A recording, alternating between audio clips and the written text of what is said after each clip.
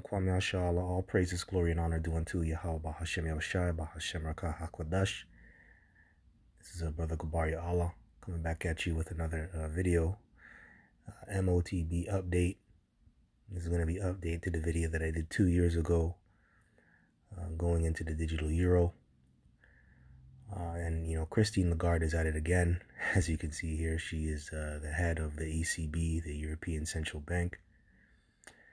But anyways, all praises, glory, and honor due unto Yahweh, Bahashem Yoshai, Bahashem Rakah HaKodesh. Double honors to the apostles and elders of Great Millstone of GMS that do teach well, that do rule well, that have taught me this truth. To you I say shalom. So Christine Lagarde is at it again. And yes, the digital euro is expected to roll out by October 2025 this year. So yeah, man. And the only thing that's stopping it from coming out is Parliament. Okay, and Parliament, you know, their job is to write it into law.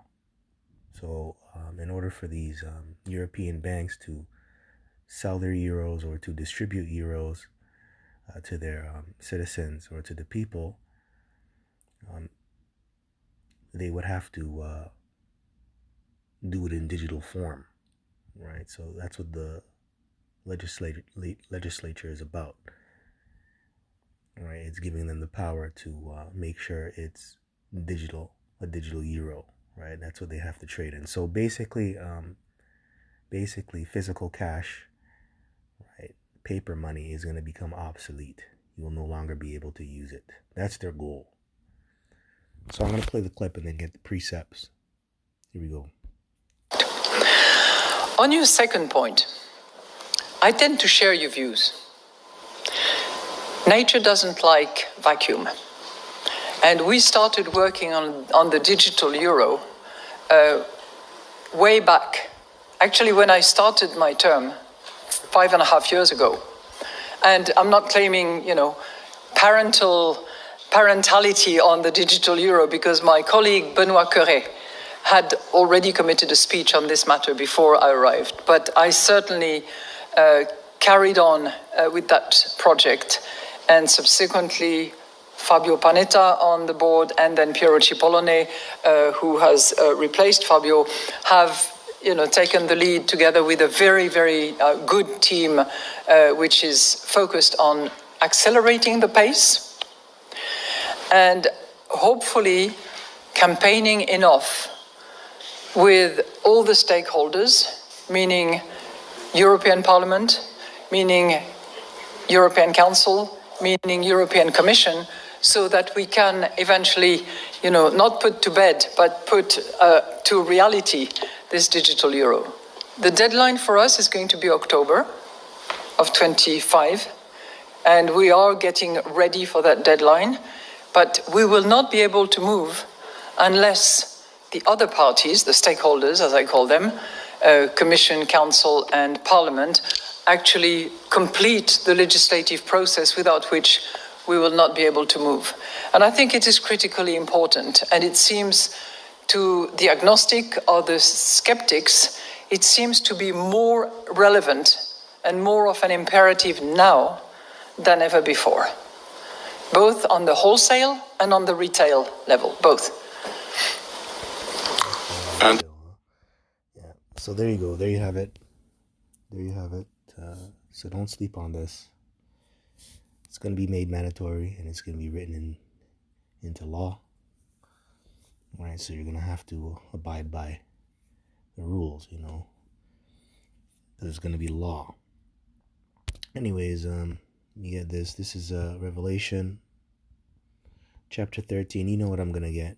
This is Revelation chapter 13, verse 16. And he causeth all, both small and great, rich and poor, free and bond, to receive a mark in their right hand or in their foreheads, and that no man might buy or sell, save he that had the mark or the name of the beast or the number of his name.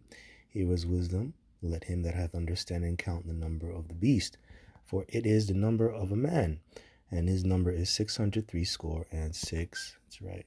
So, hey man, if you want to function in this society, you have to take the MOTB, and it's going to be made mandatory through law.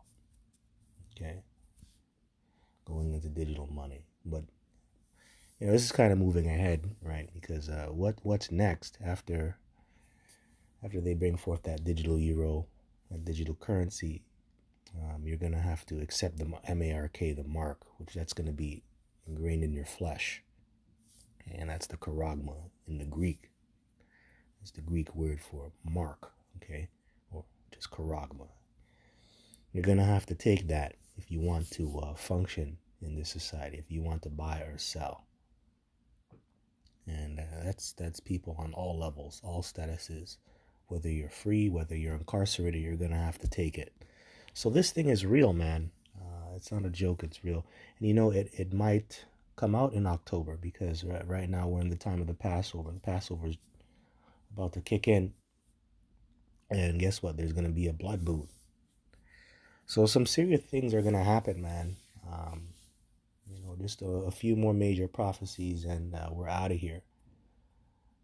So the Passover is bringing in, a new year, a new time. So hey, the Lord has His plans, man. The Lord has His plans, and you Israelites, you better be on the Lord. You better be with the Lord's program. You better be down with His program. If not, you're gonna be left behind, and you're gonna get judged. So yeah. Anyways, let me get this. This is the last precept. Don't want to make this too long here.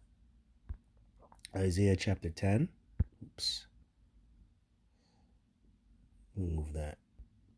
Isaiah chapter 10, verse 1. It says, "Woe unto them that decree unrighteous decrees, and that write grievousness which they have prescribed." That's right. So woe unto them that decree unrighteous decrees. And that's going into Esau, Edom, because they are the powers that be. It kind of reminds me of Romans, the 13th chapter, subject to the higher powers that the Lord has set up.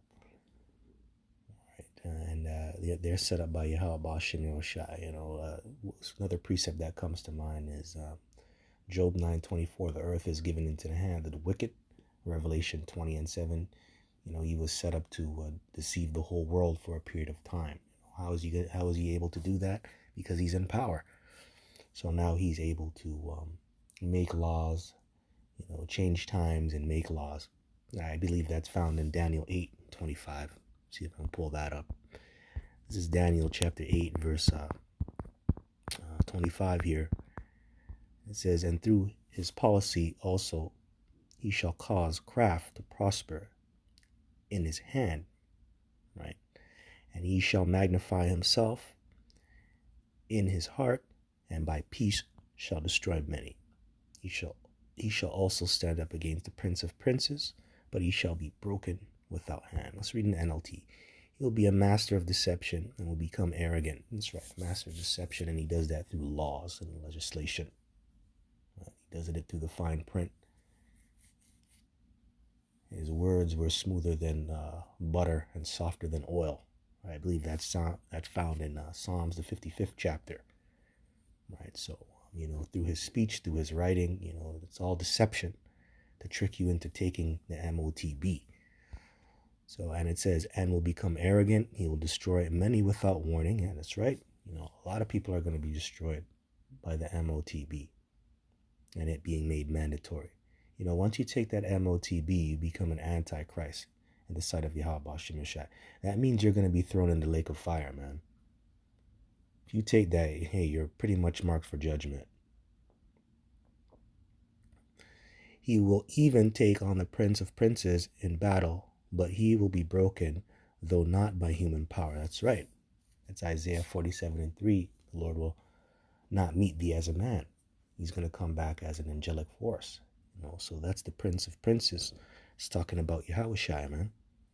And this devil's going to go head to head with Yahushua, and Yahushua is going to take him down, man. Like I said, go read Isaiah 47:3. The Lord will not meet thee as a man, roughly paraphrasing. Right, so this all ties into unrighteous decrees, which is really deception, and it's gonna destroy lots of people's lives, man. It's gonna destroy, especially Israel. It's gonna destroy your relationship with Yahweh Shem Yoshai. So let me just finish up here. Isaiah chapter 10, verse 1. Woe unto them that decree unrighteous decrees, and that write grievousness which they have prescribed, to turn aside the needy from judgment, and to take away the right from the poor of my people, that widows may be their prey, and that they may rob the fatherless. That's right. And that's going to create a more centralized government by rolling out the MOTB and making it mandatory through law. Right? So, all your information is going to be on that chip, on that MOTB, the mark of the beast, right? The chip, that charagma, that incision. All your information is going to be on there. Your banking information, your driver's license, your health records, everything that you do. So with that comes, when you make transactions, every transaction you make will be monitored. Everything you do will be monitored, man. Man, that's taking away your rights.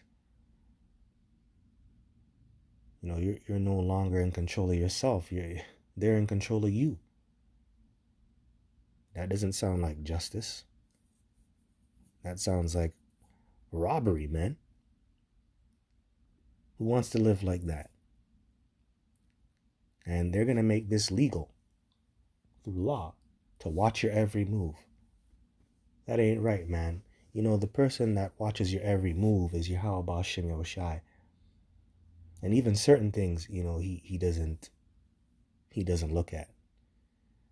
Because the Lord, he doesn't come between you and your maid. When you have the MOTB, man, this devil is going to know when you're having sex with your wife. He's going to know your heart rate. He's going to know everything. That's fucked up, man. For lack of better words, that's actually messed up. That's messed up. Right? So this devil has a God complex, man. That's why this devil's got to go. So Christine Lagarde, an Illuminati crony, she's at it again. Right? And, they're moving forward with their plans, the NWO, and they're not scared, man. They're not scared, but they will be scared when the Lord comes back and takes them down. We read it in Daniel 8:25, man. The Lord is going to have to intervene, man. We need a divine intervention. Okay, no human, no ordinary regular human, no ordinary army can deliver us from this type of tyranny, man. So with that, just want to give all praises, glory, and honor due unto Yahweh, Bahashem, Yahweh Shai, Bahashem Rakah HaKodash, and double honors to the apostles and elders of Great Millstone of GMS that do rule well and that do teach well, that have taught me this truth. To you I say shalom, and shalom unto the hopeful elect. Kwame Ashala and Abad Babal.